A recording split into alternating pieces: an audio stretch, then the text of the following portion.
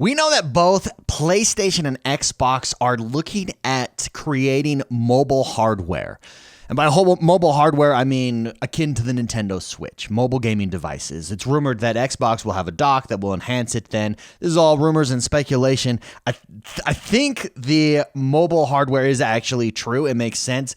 You give me mobility, and it's game over for me. I can play way more games. It's why everybody, whether they have an Xbox or a PlayStation, it's why everybody has a Nintendo Switch, because that being able to play from wherever. And I don't think that mobile, the benefit to mobile isn't even, in my mind, being able to play on the road. Because how many of us are traveling constantly? It's being able to play anywhere in your house. So in my situation, it's the ability to play on my couch, not take up a television while my wife and kids are watching something or playing something, and we're together and I'm not removed. That ups the amount of gaming that I can do at any one time exponentially. And it's absolutely huge. I can't stop thinking about Xbox mobile hardware here. And so I thought today we would do a video where we go over what I think an Xbox handheld needs to have. And there's 7 features that I think it absolutely needs to have in order to crush it. This is an AI rendering. I typed in, hey, make an Xbox handheld image here. This is what it gave me. It's kind of cool. The screen's way too small, man. You gotta be like playing it really close, and I don't think that this works. But it's cool concept, kind of.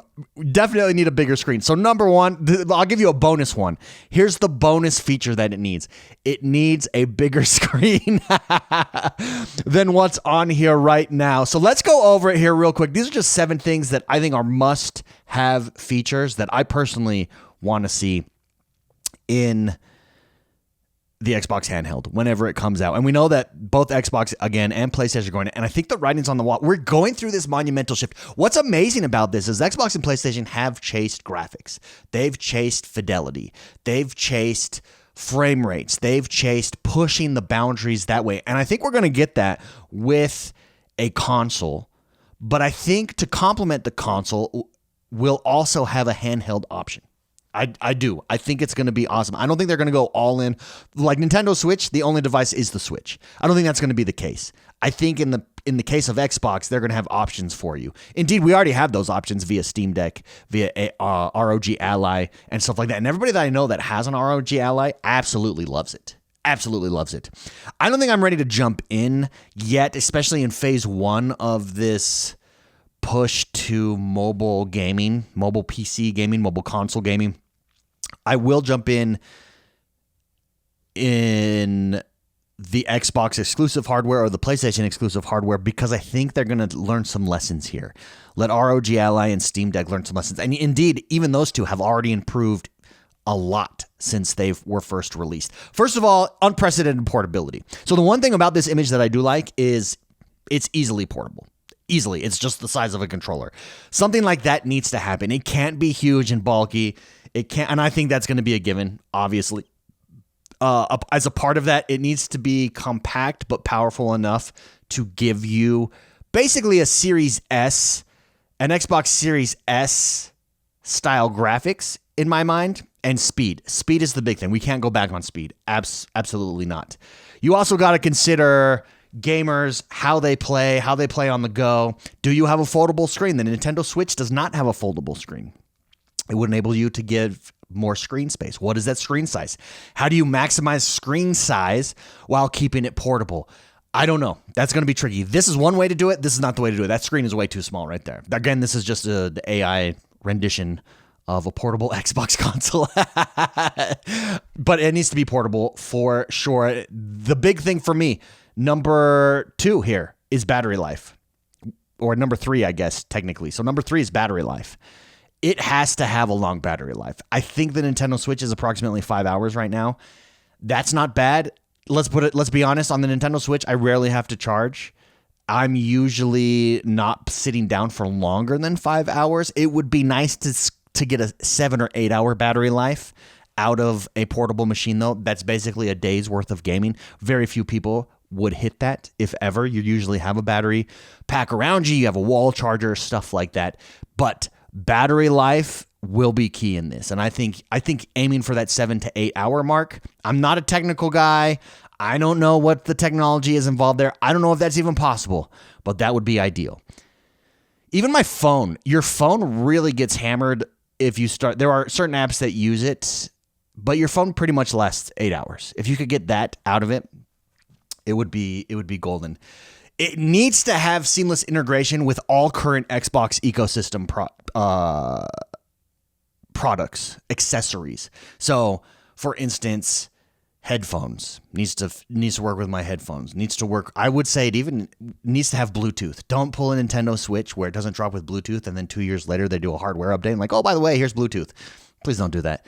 It needs to be accessible with everything that I own currently in the Xbox ecosystem. I think that just makes the value proposition even higher. I also would love to have smartphone integration somehow. I mean, I think we're already getting there, actually. That's kind of already built in with the Game Pass ecosystem and stuff. I mean, the Xbox app, I'm always using on my phone. I'm always checking stuff out. So there's that. As far as controls, now this is where I think they can set it apart here. And this is why I like this rendition. I love this setup, this feel. The Nintendo Switch feels awkward in my hands. My hands cramp if playing too long. There are add-on devices that you can get for the Nintendo Switch that give you those handles on the side. Way better. Way better. I think it has to come stock with that kind of handle, with an Xbox feeling handle, an Xbox feeling controller. It just fits in your hand really well. I think that's the best way. Now, do you make them customizable? That's interesting. You could consider making it customizable like the Elite controller. So maybe even on my portable gaming device here, I can switch out the thumbsticks. I can switch out the size of the thumbsticks. I can switch out the D-pad and my layout of the D-pad. That might be interesting. And can I also go in and customize the controller on that and the buttons on that in the same way I can do it with my Elite controller on the Xbox? And do I have back paddles? Well, how does this all work together? Whatever it is, I think it needs to be innovative, and it just needs to have ergonomics there that fit really, really well. So let's get to the screen here, because obviously this image here doesn't have the best screen. It needs to be high resolution. It needs to be bright, and I want anti-glare stuff. I get matte screens. I get matte monitors for my gaming because I hate the glare of lights behind me. Even though it's less bright, those matte screens, the glare is a game changer for me. I can't have glare. So in my mind, I want anti-glare technology, and I want the best screen possible with that anti-glare technology, whatever that is. Again, I'm not a technical guy there.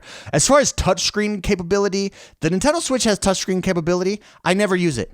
I literally never use it. I am sure there are certain instances where it's convenient, maybe typing in your password for your Wi-Fi, maybe scrolling certain games that utilize it. I think it's a waste of money. I absolutely do not need touchscreen. I don't think touchscreen works. I think I would rather that money, that research go into a better screen and it not be touchscreen than a less fidelity screen that is touchscreen, if that makes any sense. And last but not least, I think we have to have the top tier Wi-Fi, whatever that is. We're going to be playing this thing mobile. What are we on? 5G and Wi-Fi 6 at this point. We need to have whatever the top high-end Wi-Fi support is. We absolutely need it. I see a difference. I have a gaming PC and I have the latest MacBook Pro. The MacBook Pro has my gaming PC crushes my MacBook Pro when it comes to gaming, no question. But the MacBook Pro crushes my gaming PC when it comes to Wi-Fi. It's got the latest Wi-Fi technology, and you do notice a difference. You notice a huge difference. So I would love to see, it has to have high-end Wi-Fi, especially your mobile. Xbox is very multiplayer centric. I think that's a must. It cannot skimp on the Wi-Fi. I would love to know what you guys think, though. Is there a feature here that I'm missing? There's my 7 features that I think are must-haves for an Xbox mobile device. I actually like, if this had a bigger screen, there's something here. Maybe you just expand it out slightly and the controller becomes the basis of a mobile device here. I don't know.